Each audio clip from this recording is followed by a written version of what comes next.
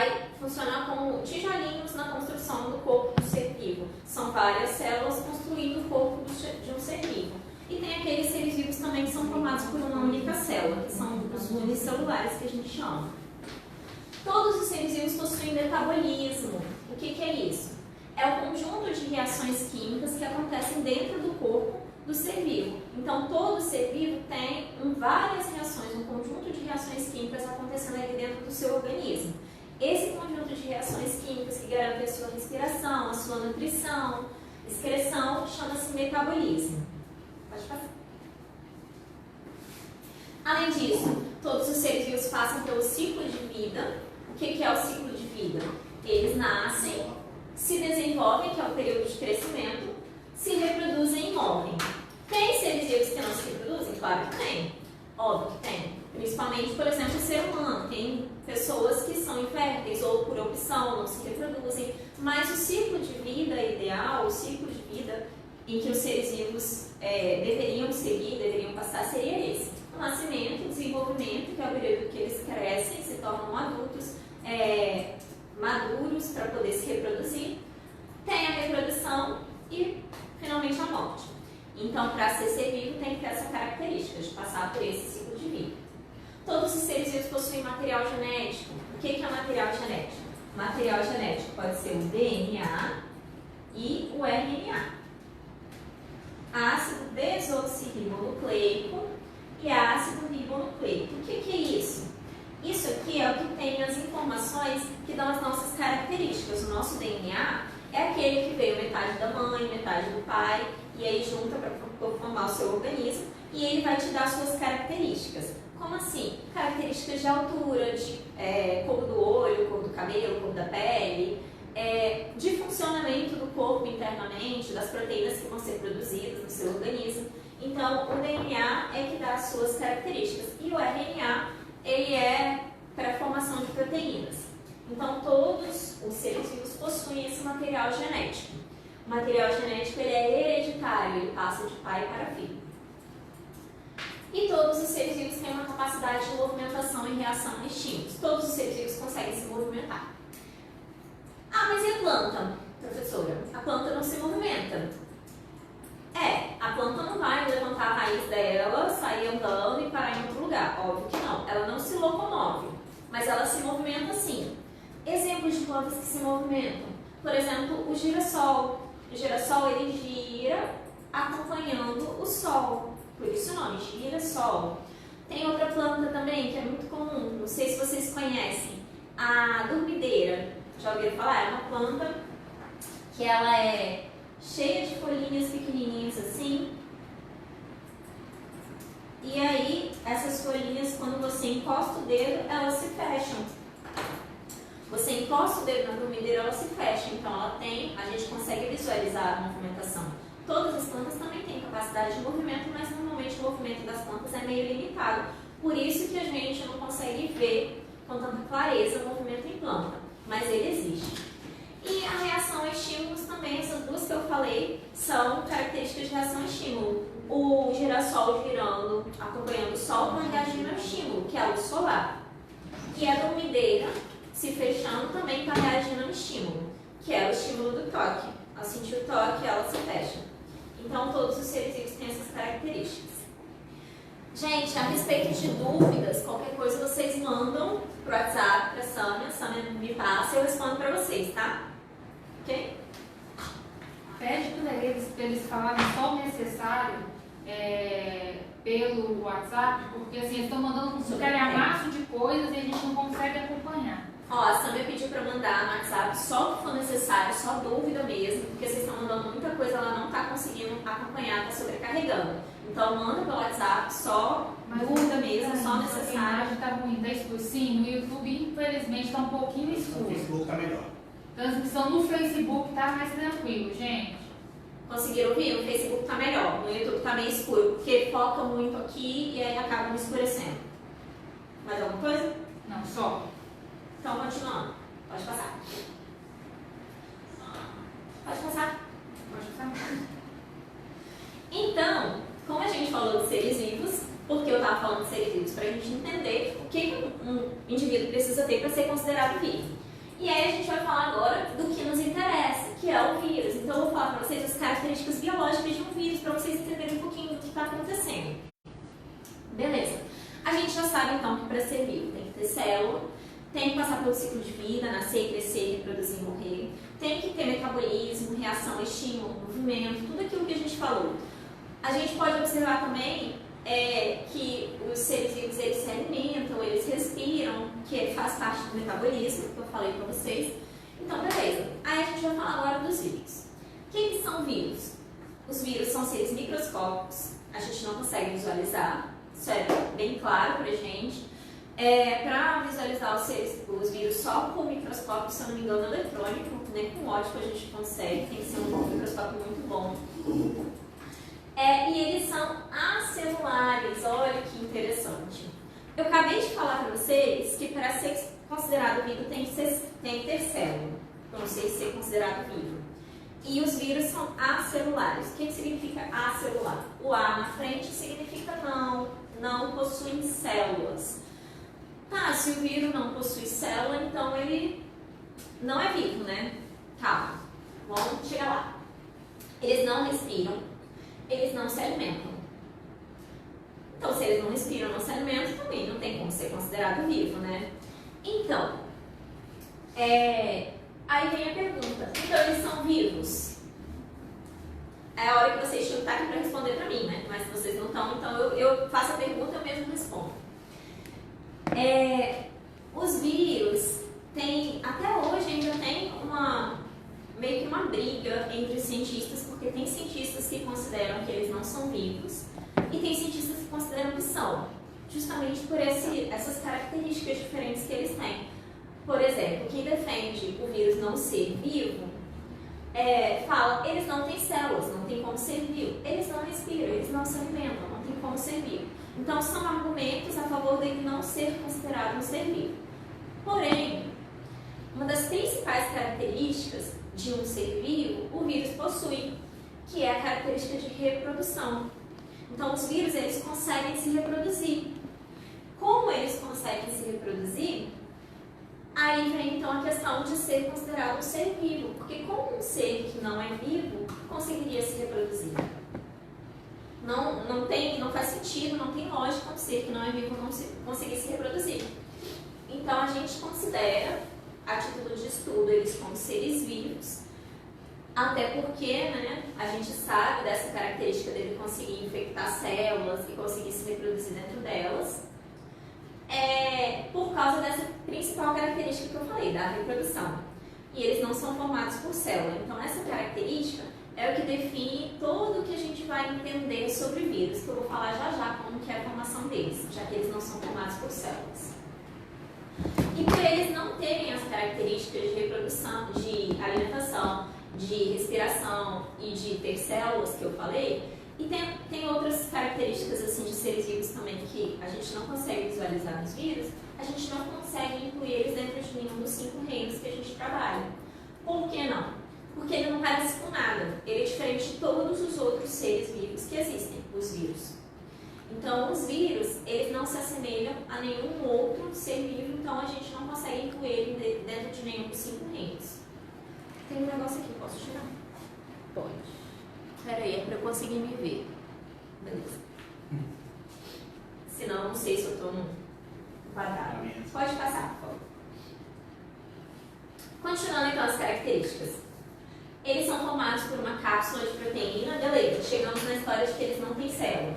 A gente sabe que a célula eucariótica, ela é uma célula assim, que tem membrana, aqui dentro do citoplasma e o núcleo. E dentro do citoplasma várias outras organelas. E temos a célula procariótica simples, que é uma célula bem mais simples, que só temos membrana, citoplasma e aqui dentro está o material genético. Aqui está da eucariótica e aqui da procariótica. Então essa é a estrutura básica de uma célula, a gente também vai trabalhar isso mais profundamente depois. Os vírus, como eles não têm célula, não é essa a estrutura do corpo deles. A estrutura do corpo dos vírus é um pouquinho diferente. Eles normalmente, eu vou fazer o desenho de vírus bacteriófago, que é o que a gente costuma mais trabalhar, mostrar para as pessoas, mas depois tem uma foto de um outro vírus. Eles normalmente são uma estrutura bem simples.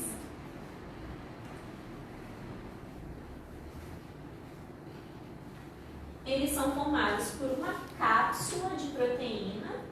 Então, essa cápsula é o que dá o entorno do vírus, e dentro dessa cápsula de proteína nós temos então o material genético, aquele que eu falei que é hereditário, material genético, que pode ser DNA ou RNA.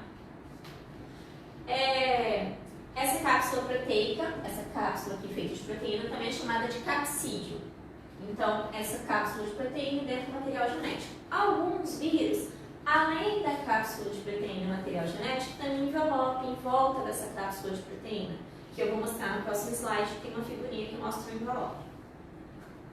Eles são parasitas intracelulares obrigatórios. O que é isso? Isso aqui é a característica principal que dá pra gente assim, entender todo o funcionamento de um vírus, de uma doença causada por vírus. Essa característica deles serem parasitas intracelulares obrigatórios. Parasita. O que é um parasita? Parasitas são seres que vivem no corpo de um outro ser e se alimentam dele. Intracelular, dentro da célula. Então, ele vive dentro do corpo de outro ser vivo, dentro da célula do outro ser vivo. E obrigatório, porque ele só consegue se reproduzir ali dentro. Se ele não estiver dentro da célula de um outro organismo, ele não se reproduz. Então, aquela característica que eu falei para vocês, que eles conseguem se reproduzir, eles conseguem. Mas, para se reproduzir, eles precisam estar dentro de uma célula. Eles não conseguem se reproduzir no ar, por exemplo, sozinhos. Eles precisam estar infectando um ser vivo para poder se reproduzir. A característica aqui é uma característica que faz a gente entender qual é o funcionamento dos vírus com relação às doenças. Porque eles causam doenças e como que isso acontece.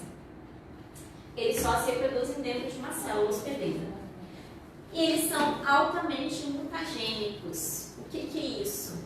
Eles têm uma capacidade muito fácil de sofrer mutações. Eles sofrem mutações com muita facilidade.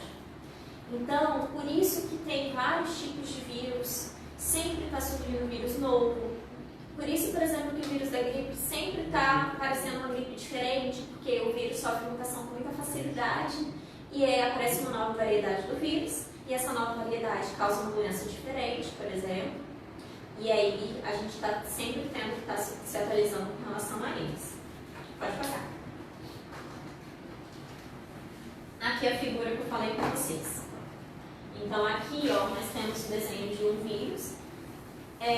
Por incrível que pareça, essa figura foi aleatória assim que eu botei, porque já estava no meu outro slide, mas ela representa até um vírus corona. Ela pode ser usada para representar, por exemplo, um vírus corona. Aqui nós temos o envelope aqui em volta, e aí vocês podem ver que esse envelope tem várias proteínas. O envelope, quando ele está presente, ele é lipoproteico.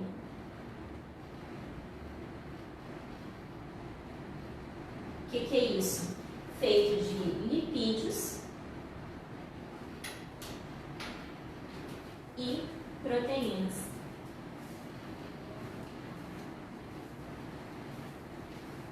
Então, quando o envelope está presente, ele é lipoproteico, feito de lipídios e proteínas.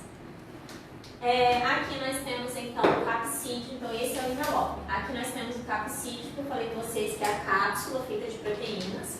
E aqui dentro, o material genético, DNA ou RNA. Eu falei que eles não são enquadrados dentro de nenhum dos 5 reinos. Então não existe nenhum tipo de classificação de vírus. Existe. Eles são classificados só entre eles, não como outros seres vivos. Eles são classificados de acordo com o tipo de ácido nucleico que eles têm, se é DNA, RNA. Eles são classificados de acordo com as características do sistema que os envolvem, e com os tipos de célula que infectam. Como eu falei, eu fiz aquele desenho do vírus, eu falei, esse é um bacteriófago que infecta bactérias, então é um tipo de classificação. Aqueles vírus que infectam bactérias a gente chama de bacteriófago. Então os tipos de células que eles infectam também são usados como essa forma de classificação, para a gente poder classificar. Então essa aqui é uma estrutura de um vírus que poderia muito bem ser o corona, o vírus corona, com o envelope, a cápsula de proteína e o material genético aqui dentro. Pode passar. E como eu falei que eles se reproduzem dentro de uma célula hospedeira, Vamos entender mais ou menos como que é essa reprodução deles dentro da célula hospedeira. Então, novamente, eu trouxe um bacteriófago para vocês, mas só para mostrar como que é a reprodução.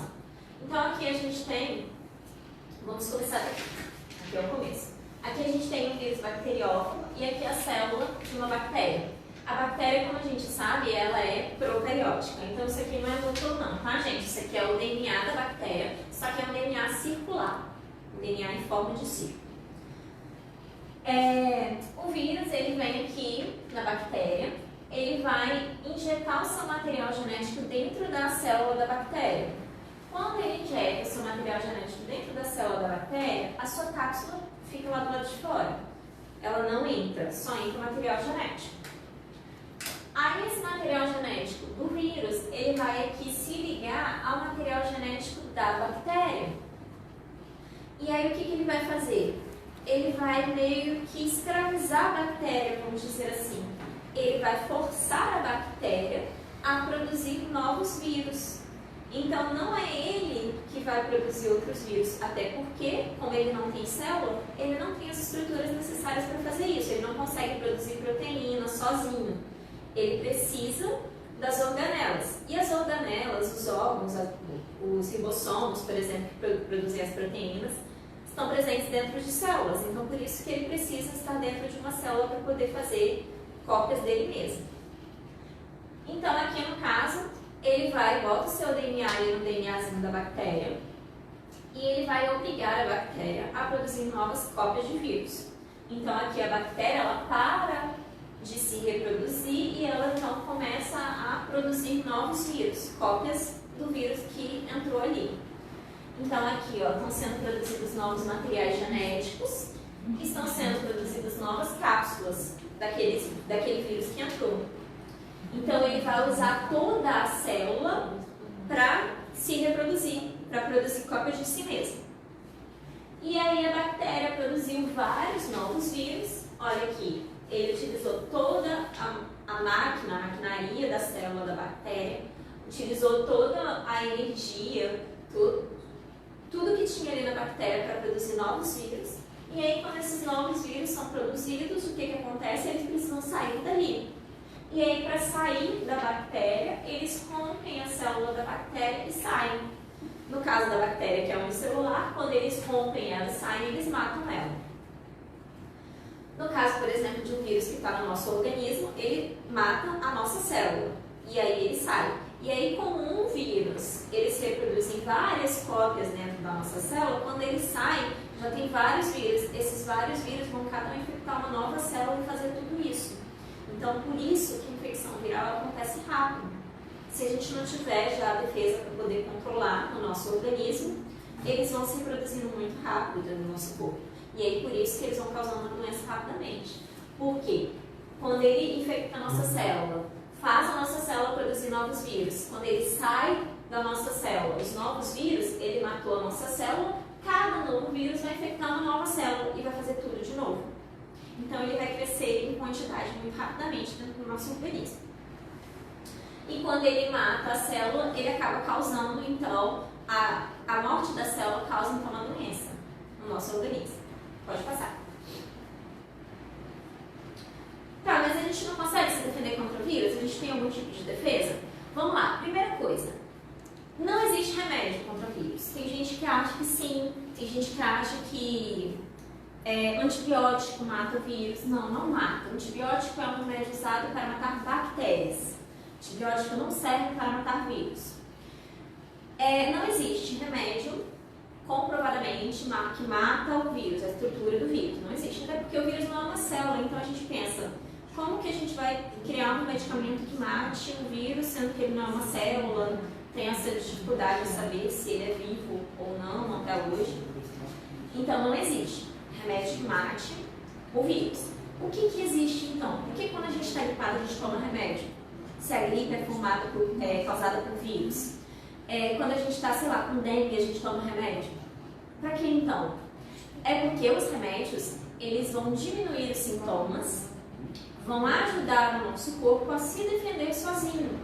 Então, a defesa que a gente tem contra vírus é a gente mesmo, o nosso próprio corpo, o nosso próprio organismo. Dentro do nosso nosso organismo nós temos células, que são células de defesa, os leucócitos. Eles produzem anticorpos. E esses anticorpos, essas substâncias, vão combater os vírus no nosso organismo. Então, o que os remédios eles fazem no nosso corpo? Eles diminuem os sintomas da doença que você está, para o seu corpo conseguir se recuperar e produzir anticorpos com mais rapidez e eliminar a doença com mais rapidez.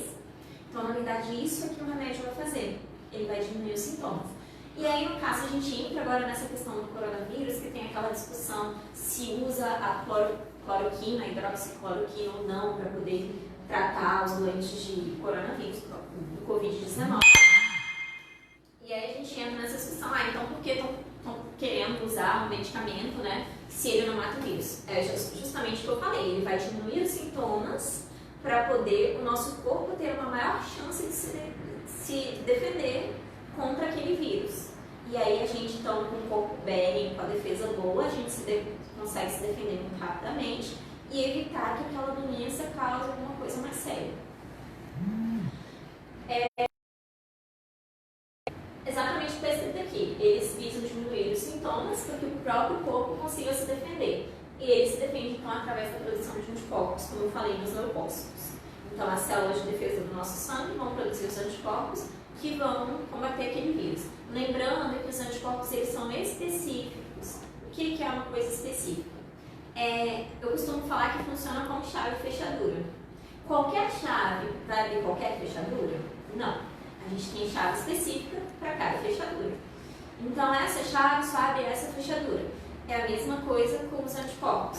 Esse anticorpo só vai proteger contra esse vírus. Por exemplo, o anticorpo do vírus da gripe só vai proteger contra o vírus da gripe. Ele não vai proteger contra o vírus da dengue. Ele não vai proteger contra o vírus da raiva, por exemplo. Então, eles são específicos, os anticorpos. Cada um só defende contra um tipo específico de vírus.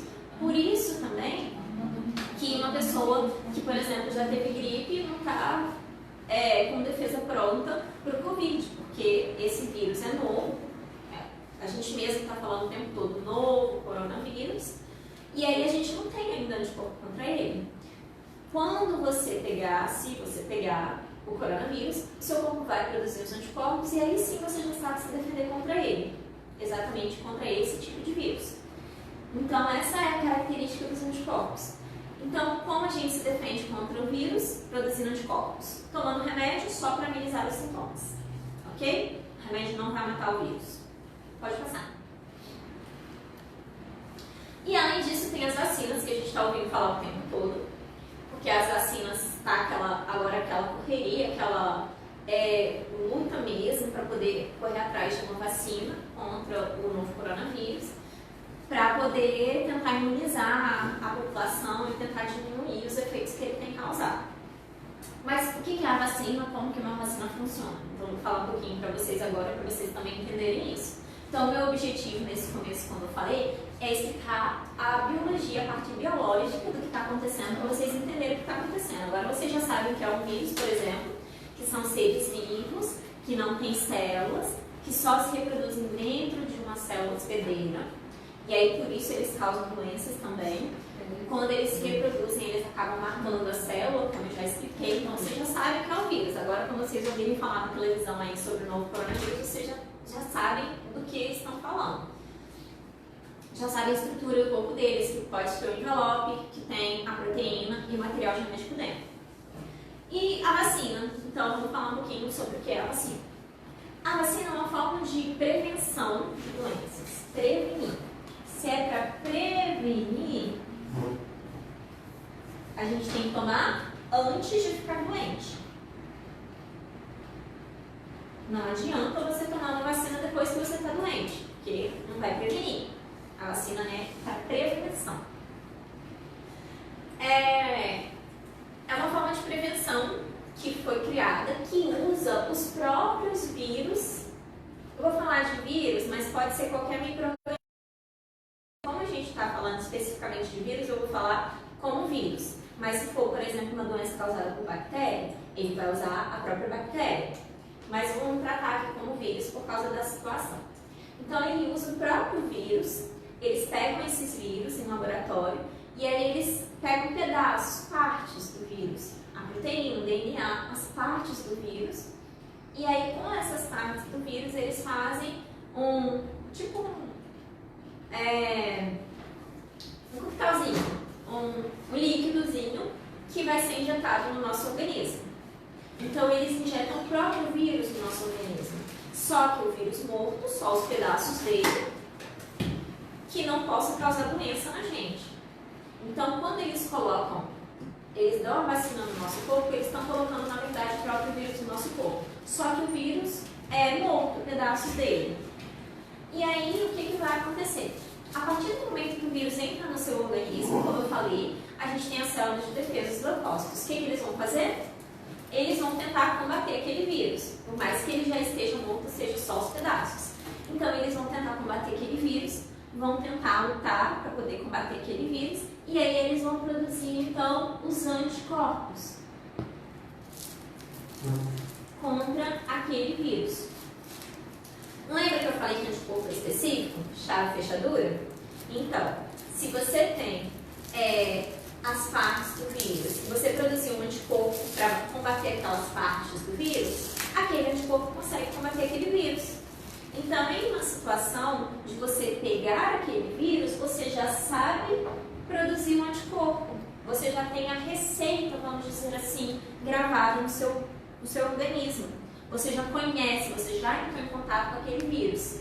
Não com ele realmente causando a doença, mas com os pedaços dele que estavam na vacina. E aí, como você já sabe produzir os anticorpos, você produz eles muito mais rapidamente. E aí, quando você produz eles com mais rapidez, o que acontece? Você consegue se defender, se você pegar o vírus, antes dele causar doença no seu organismo. Então, a partir do momento em que a gente toma a vacina, a gente está estimulando o nosso corpo a produzir os anticorpos. Esses anticorpos vão ser como uma receita que vai ficar gravada no nosso organismo. Aí o que acontece? Peguei o vírus, mas eu já tinha tomado a vacina. Então eu já tenho a receita gravada no meu corpo. O que eu faço? Eu produzo os anticorpos com muito mais rapidez. Se eu produzo os anticorpos com rapidez, eu consigo acabar com o vírus antes dele causar a doença.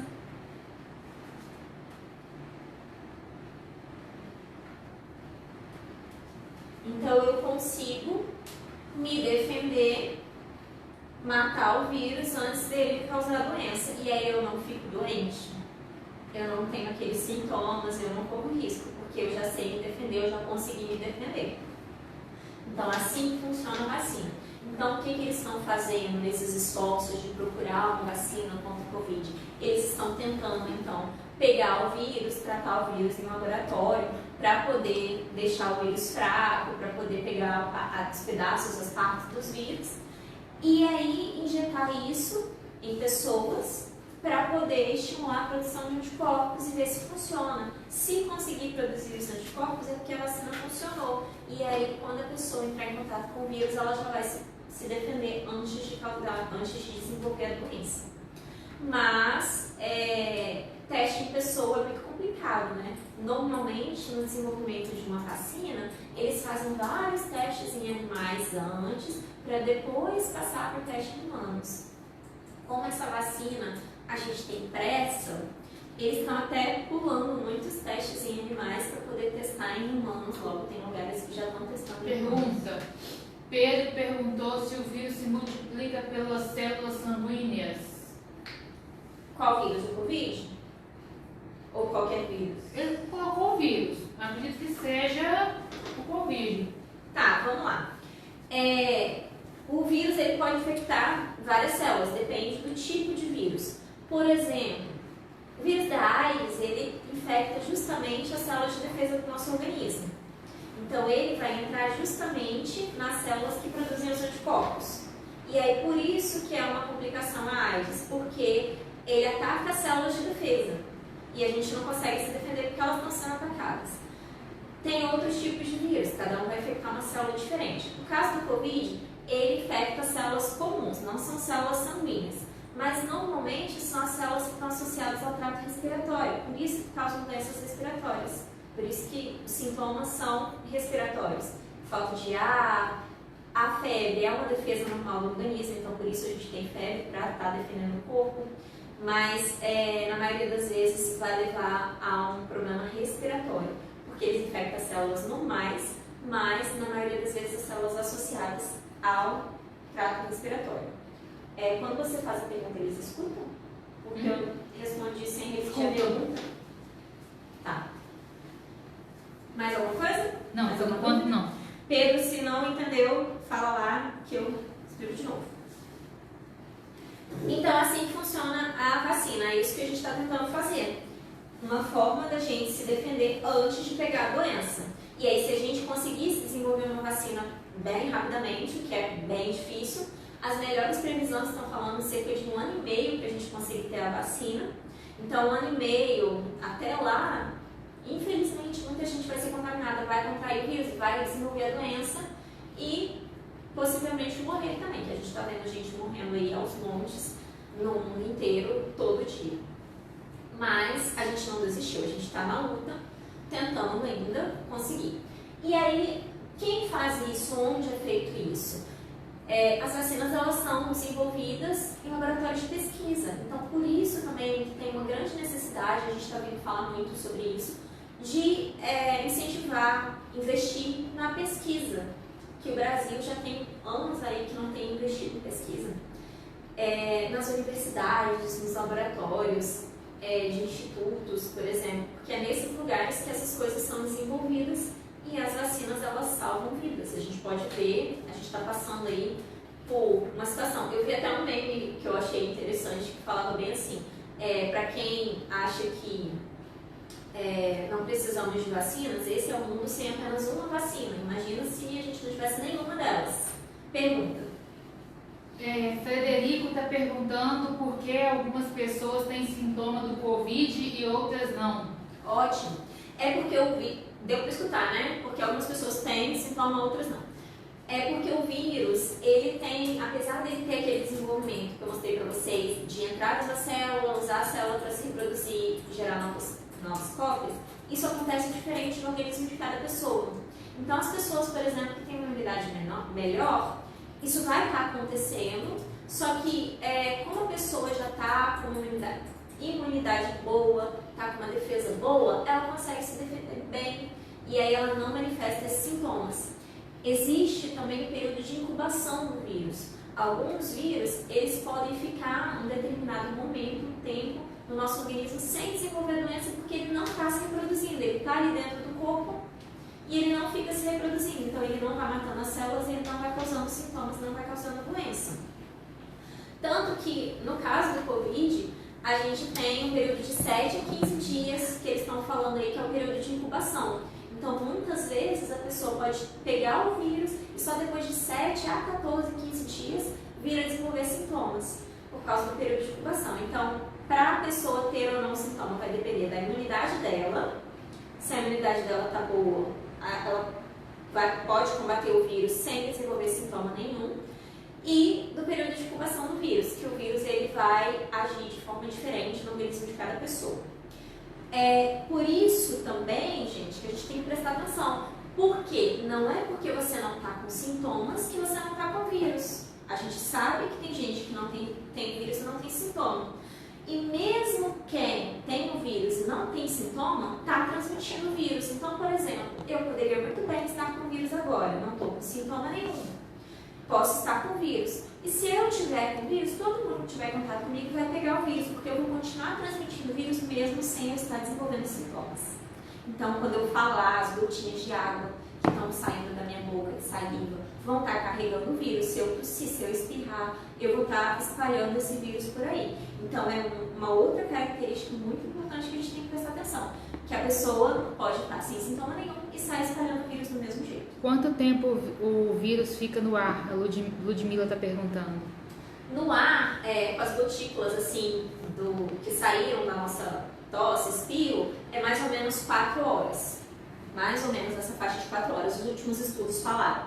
E aí, nas superfícies, em cada superfície tem um tempo. Por por exemplo, plástico, se eu não me engano, é 3 dias, 72 horas mais ou menos.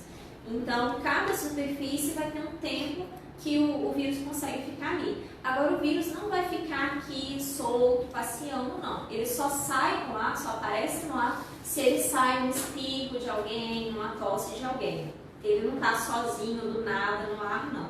Só se alguém liberar. E aí é mais ou menos umas 4 horas o prazo que ele fica ali. Eles chamam de aerosol, né? Nesse espirro com gotículas de água no ar. Ok? Continuando? Pode passar, Samia. Uma outra defesa que a gente tem é através de soro. Só que o soro, ele tem uma função um pouco diferente da vacina. A vacina, como eu falei, é uma prevenção que a gente toma antes de pegar o micro-organismo, no caso o vírus. O soro, ele é tomado depois. Se por acaso você pegou o organismo, micro-organismo, vírus, a gente vai e aplica o soro para você se tratar. Animais transmitem ou apenas se infectam? O corona, né, Caio? Caio Petri. O que os pesquisadores estão falando é que até então a gente não tem comprovação da transmissão. Por exemplo, um cachorro, se o cachorro pegou, ele transmitiu para você. A gente ainda não tem confirmação dessa transmissão. Mas acredita-se que a gente pegou o coronavírus, a primeira vez assim, o vírus surgiu a partir de um animal, provavelmente um morcego. E aí lá na China eles têm o costume de fazer mercados com animais bem exóticos, assim, que a gente não está acostumado a ver, a comer. E aí nesses mercados, esses morcegos infectados eram vendidos e as pessoas comendo esses morcegos em sopa de morcego, acabaram então as primeiras pessoas pegando o vírus e aí começou a espalhar entre os seres humanos. Mas animais assim, gato, cachorro, até então os pesquisadores falam que provavelmente não. Qual a temperatura máxima e mínima que o vírus sobrevive e quanto tempo leva para o vírus se multiplicar? Então, a temperatura, a gente ainda não tem certeza, no caso do coronavírus, da temperatura máxima e mínima. O que a gente está vendo é que parece, não é confirmado também, que há uma tendência dele se reproduzir melhor, se espalhar melhor no clima frio do que no clima quente. Mas isso também ainda não está comprovado. A gente observa essa tendência, mas como eu também falei lá no começo, os vírus são muito mutagênicos. Então eles podem se modificar e se adaptar a ambientes quentes a qualquer momento. Isso não é uma regra. Porque tem gente que fala bem assim, aqui no Brasil o vírus não vai se espalhar demais, até porque o Brasil tem um clima quente. Não é bem assim. Como eu falei, a gente está vendo que tem uma tendência a ele ficar mais, se reproduzir mais, se espalhar mais em ambientes frios. Só que não quer dizer que ele não vai se espalhar no ambiente quente, nem que ele não vai sofrer uma mutação e se adaptar ao ambiente quente. Então isso pode mudar. Agora, falar temperatura exata, assim, eu não sei te dizer, máximo e mínimo. Mas a preferência dele, que a gente tem observado, é temperaturas mais frias. Tanto que não tem uma temperatura muito exata, que as pessoas perguntam aos médicos, aos pesquisadores, se só, por exemplo, passar ferro na roupa, passar um ferro bem quente na roupa, se isso já esteriliza a roupa. E os médicos estão dizendo que é melhor não. Por que não? Porque a gente não tem a garantia ainda de que o ferro quente mataria o vírus.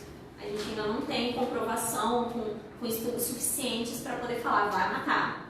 Então a gente ainda não tem essa noção de temperatura. E qual era a segunda parte da pergunta? A temperatura aí? A temperatura. Deixa eu ver aqui que eu falei. Nossa, os meninos estão bombardeando. Se relação sexual pode transmitir. Então, assim. Não, relação sexual não. O vírus é transmitido por via oral, vias aéreas. A temperatura máxima que ele sobrevive. Eu falei que a gente ainda não tem certeza, os estudos não conseguiram chegar a uma temperatura certa. Se o vírus tem capacidade de sobreviver ao zero absoluto, se algum vírus tem capacidade de sobreviver ao zero absoluto? Não que eu saiba. Não posso te falar com certeza, porque são tantos vírus. Ouvi falar que o Covid é uma mutação do vírus da gripe, é verdade? Não. Eu, inclusive, ia falar um pouquinho mais pra frente isso. São vários tipos de coronavírus que causam vários tipos de doenças. E aí esse, a gente fala o tempo todo como novo coronavírus, porque ele é um corona, como a gente já tem outros tipos de corona, só que ele é um novo, então provavelmente ele é uma mutação de um outro coronavírus, não de um vírus da gripe. E aí eu vou falar um pouquinho mais depois, lá na frente, especificamente sobre o coronavírus. Ainda estou falando assim mais da parte biológica, do que são vírus e as defesas. Mais alguma coisa? Não, gente, eu não sei porque o Instagram ele tá caindo toda hora, tá ficando só 10 minutinhos no máximo. Não sei porquê. Então vamos pro Facebook e YouTube. Não é possível que vocês não tenham Facebook. Nem Alguns YouTube. não tem. Só Instagram, será? A grande maioria tá vendo aqui pelo Face que tá melhor. Mas tá caindo. Eu acho que deve ser alguma coisa, né? Porque tem muitas pessoas entrando. Deve ser alguma coisa desse tipo. Mas tá Tá, indo. qualquer coisa migrem, por mais que esteja escuro aqui pra me ver, mas dá pra ver o slide, pelo menos. Migrem pra lá pro YouTube, se eu não estiver conseguindo ver no Instagram, porque tá caindo. E aí, quando eu tava falando do soro, eu vou chegar também lá no coronavírus depois. Na verdade, eu nem quis trazer tanta coisa de corona, porque eu pensei, eles já estão sendo bombardeados sobre isso o dia inteiro. Então eu falei, vou falar mais da parte biológica para eles entenderem o que está acontecendo. Mas eu sei que surgem dúvidas mesmo, podem perguntar sobre corona, não tem problema. Eu ia falar sobre ele de qualquer forma. Mas eu não queria que ficasse uma coisa muito chata, porque vocês já estão vendo isso o tempo todo na mídia. Soro. Então, quando eu falei a vacina a gente toma antes, o soro a gente toma depois. Depois que a gente está doente, não. Se a gente já está doente, não adianta. Depois que o vírus já entrou no nosso corpo, a gente sabe que a gente pegou o vírus. Antes do vírus deixar a gente doente, a gente toma um soro. E como que é um soro? O que é um soro? Aqui, gente, não é soro aquele que a gente toma quando tá com dor de barriga, não. Aquele transparentezinho na veia lá, não. Esse aí é outro tipo de soro, é o soro fisiológico para poder hidratar o nosso organismo. Esse soro que eu tô falando aqui é um soro injeção, tipo vacina mesmo. Mas chama soro. Então, como que ele é feito? Eles vão pegar, fazer tipo uma vacina, só que ao invés de aplicar a vacina na gente, eles aplicam a vacina em um animal. Normalmente é um cavalo. Aí eu vou usar, por exemplo, o exemplo do soro antirrábico, que é o soro anti-raiva. Contra a raiva, que é uma doença que dá nos cachorros. Que pode dar em humano também. Eles fazem a vacina antirrábica e aí pega essa vacina antirrábica, aplica no animal. Normalmente usa-se o cavalo por quê? Porque o cavalo é um animal de grande porte, porque eles podem tirar o sangue do cavalo para poder preparar o soro e ele não vai sofrer tanto com isso. E porque também o sangue dele é parecido com o nosso. E aí eles aplicam aqui aquela vacina no cavalo, e aí o cavalo vai fazer todo esse processo que eu falei aqui. Vai produzir anticorpos para poder se defender contra o vírus da raiva, e aí no corpo dele vai estar aquele monte de anticorpo contra o vírus da raiva. O que eles fazem? Eles tiram o sangue do cavalo, uma grande quantidade de sangue do cavalo, e aí eles vão em laboratório, eles separam desse sangue do cavalo a célula sanguínea e os anticorpos que foram produzidos contra o vírus da raiva. E aí, com esses anticorpos que eles tiraram do sangue do cavalo, eles produzem o soro. Então, o soro nada mais é do que os próprios anticorpos prontos já. Então, a gente não tem mais a receita gravada, a gente já tem os anticorpos prontos no soro. E aí, ele vai e injeta no nosso organismo os anticorpos. Os anticorpos, eles vão combater o vírus antes do vírus causar doença na gente. No caso da raiva, você foi mordido por um cachorro, você não sabe se o cachorro foi vacinado ou não contra a raiva, você toma o soro, porque se por acaso ele tiver o vírus da raiva, você já vai estar se defendendo e não vai desenvolver a doença, não vai desenvolver a raiva. Tá, professora, mas então por que a gente não toma a vacina? A gente toma o soro? Porque não é comum uma pessoa ser mordida por um cachorro, não é todo mundo que vai ser mordido por cachorro o tempo todo. Então, é muito mais fácil eles gastarem pontualmente com quem foi mordido do que dar vacina para todo mundo, sendo que só algumas pessoas vão ser mordidas. Então, o soro tem uma ação parecida com a da vacina, só que em algumas situações sai mais barato, é mais viável a gente utilizar o soro ao invés de utilizar a vacina. Mais alguma dúvida, Sandra? Vai ter um monte de eles me estão bombardeando de perguntas. É um tema bem polêmico. Quando a pessoa está com Covid, ele está usando a máscara. Se ela tosse, o vírus fica na máscara ou ele pode voltar pro corpo da pessoa? Pode, porque ela respira aquilo ali de novo, a pessoa tá com o vírus, ela tá usando a máscara, ela tossiu, o vírus ficou ali na máscara. Aí ela respira aquele ar de volta, pode voltar para dentro dela, sem problema nenhum. E pode ficar preso, mesmo voltando para dentro dela, ainda pode ficar Mas preso. não quer dizer que ele vai pegar o Covid de novo. Não, porque ele já tá com a doença, já tá se protegendo. Não vai ficar doente de novo. O alho é algum tipo de defesa? O alho tem algum tipo de defesa contra o Covid? Alho? É. Não que a gente saiba. Comprovadamente não.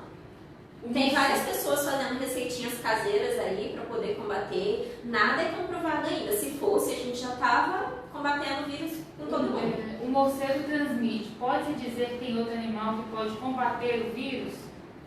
Combater? Não. Na verdade, cada um combate o vírus no seu próprio organismo. A gente combate, mas a gente combate no nosso corpo. Em alguns casos, a gente não consegue combater a tempo de não desenvolver a doença, acaba ficando doente, muitas vezes tão fraco que acaba falecendo sem conseguir se defender. Mas o nosso corpo combate. É o próprio corpo que vai combater. Podem continuar perguntando, eu vou continuar falando aqui à medida que for surgindo novas dúvidas, a gente vai falando. Sandra, lembrando que de 3 às 3h20 nosso intervalo. Eu tô perdida no tempo. Agora sim eu ia falar do novo coronavírus, mas eu sei que é um assunto polêmico, vocês têm muita curiosidade, então a gente já até se adiantou nisso aí. Então, o novo coronavírus. Por que é um novo coronavírus? Porque existem variações desse vírus corona. Várias variações, ele já apareceu o vírus corona várias vezes. Por exemplo, eles causam doenças diversas, por exemplo, a SARS. Já ouviram falar de SARS? Síndrome respiratória aguda. Síndrome. Esqueci que tem uma outra palavra aí. É que causa um problema de respiração também, só que é um problema agudo, muito grave. A SARS, ela aconteceu uma epidemia na época que ela apareceu, mas ela não se espalhou muito, não chegou a virar uma pandemia como agora. Eu também vou explicar essas questões de epidemia e pandemia para vocês daqui a pouco, para vocês entenderem a diferença. Ela ficou meio restrita no lugar onde ela apareceu, se eu não me engano, a SARS foi lá para o Oriente mesmo, algum lugar lá do Oriente. E a MERS também é um tipo de doença causada pelo coronavírus, não esse novo, é um outro vírus, mas também dessa linha aí, vamos dizer, dos corona, que é também uma doença respiratória, mas essa aqui foi bem específica, foi em um lugar só que teve, que estava relacionado, acho que com ovelha, um negócio assim, que também não teve um grande boom, uma grande divulgação, não se espalhou muito não. Mas o coronavírus, como eu já estou mostrando para vocês, então ele já existe há muito tempo, só que essa modalidade que nós temos agora, vamos dizer assim, é um novo coronavírus, é um corona diferente daqueles outros. A SARS, ela era muito perigosa. A taxa de mortalidade da SARS era muito alta, só que ela não era tão fácil de ser transmitida. O novo coronavírus, ele é ao contrário, a mortalidade dele é baixa. É cerca de 3, 4% das pessoas que pegam ele que vão morrer. Mas, em compensação, ele se espalha muito rapidamente, ele é altamente contagioso. A facilidade das pessoas em pegar ele é muito maior. Então, por isso que está chegando nesse nível que nós estamos. O mundo inteiro está envolvido com isso. Muita gente contaminada. Se vocês forem ver agora, os Estados Unidos está com um número absurdo de contaminações. É muita gente, porque a contaminação pelo novo coronavírus ela acontece muito rapidamente. E a gente está vendo muita gente morrendo, a gente tem a impressão assim, nossa, que ele mata muito. Na verdade, proporcionalmente não. O número de pessoas que está pegando e o número de pessoas que está morrendo é muito diferente. Assim, o número de pessoas que pega é muito grande e o número de pessoas que morrem em relação ao que pegou é muito pequeno. É uns 3, 4% mais ou menos. Isso está variando em cada país, tá? Mas é mais ou menos os 3, 4% das pessoas que pegam que morrem. Ou seja, a cada 100 pessoas que pegarem o vírus, 3, 4 vão morrer. Só que não é porque morre pouco, vamos dizer assim, que ele não é perigoso. Por quê? Como tem muita gente pegando, vai ter muita gente morrendo. Então, se a gente for colocar em números, em quantidade, a quantidade de gente que está morrendo é muito grande. A gente pode ver isso na Itália, na Espanha, agora nos Estados Unidos. As pessoas estão morrendo assim.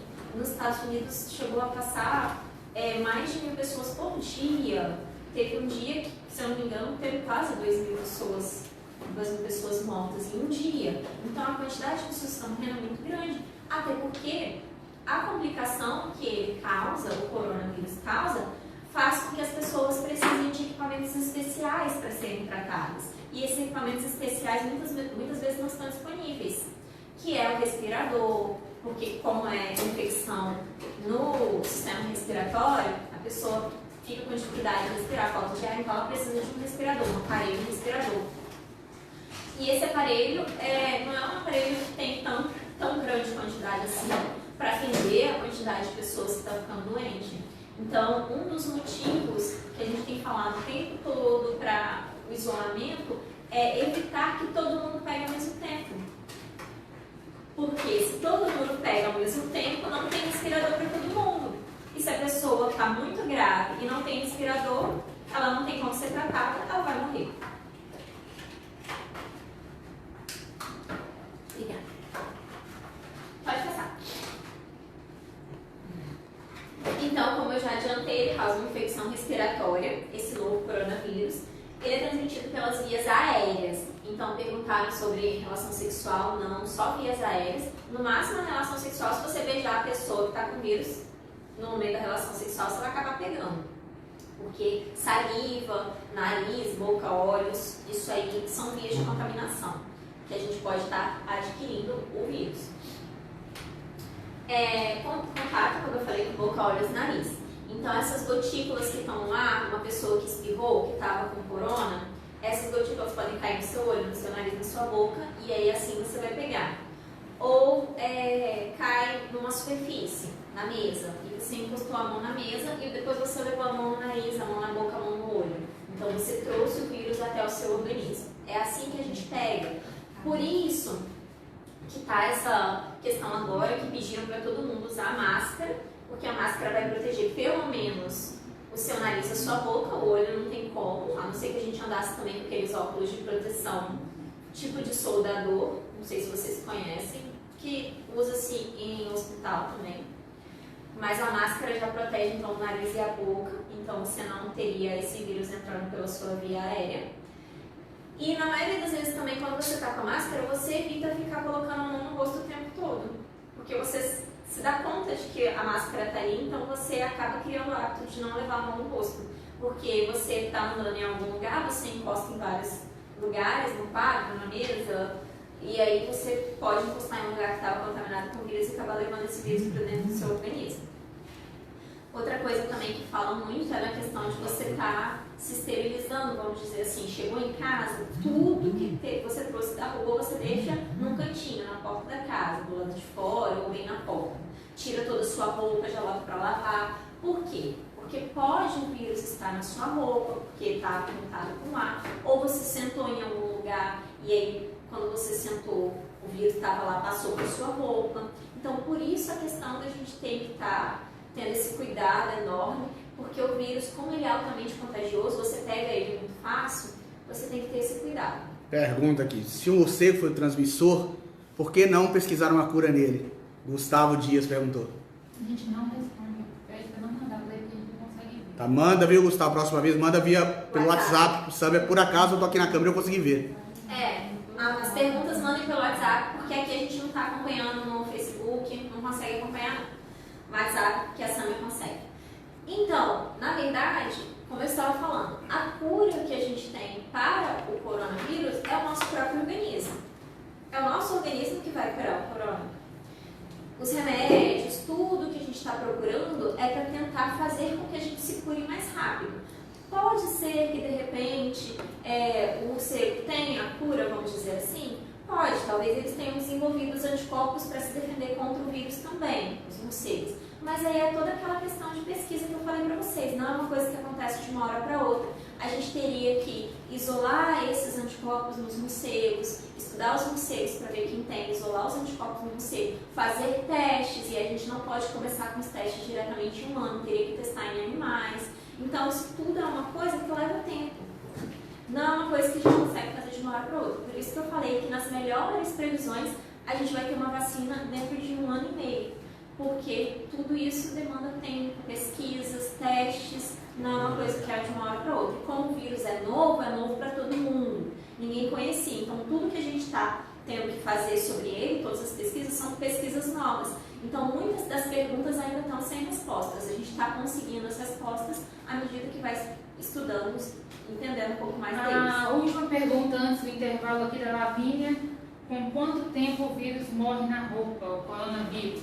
Então, na roupa, o estudo que eu falei com vocês que fez, que falou o tempo que ele ficava no plástico, no metal e no ar, ele não testou roupas, até porque as roupas são tecidos diferentes, tem vários tipos de tecido, então eles teriam que testar em vários tipos de tecidos diferentes.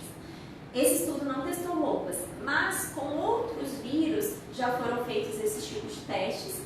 E com outros vírus, não com corona, o tempo que eles ficam em tecidos é mais ou menos de 72 a... de 3 a 4 dias. 72 a sei lá quantas horas, 96, né? 96. De 3 a 4 dias, mais ou menos. Então, assim, com corona especificamente a gente não tem, porque o estudo não fez com roupas, porque seriam vários tipos de tecidos. Mas outros vírus de 3 a 4 dias. Então, a gente está tirando por essa média aí também de 3 a 4 dias para o corona, para poder, vamos considerar esse para o corona, porque é melhor a gente errar para mais do que errar para menos. Ok? Beleza? Igual? Intervalinho aí.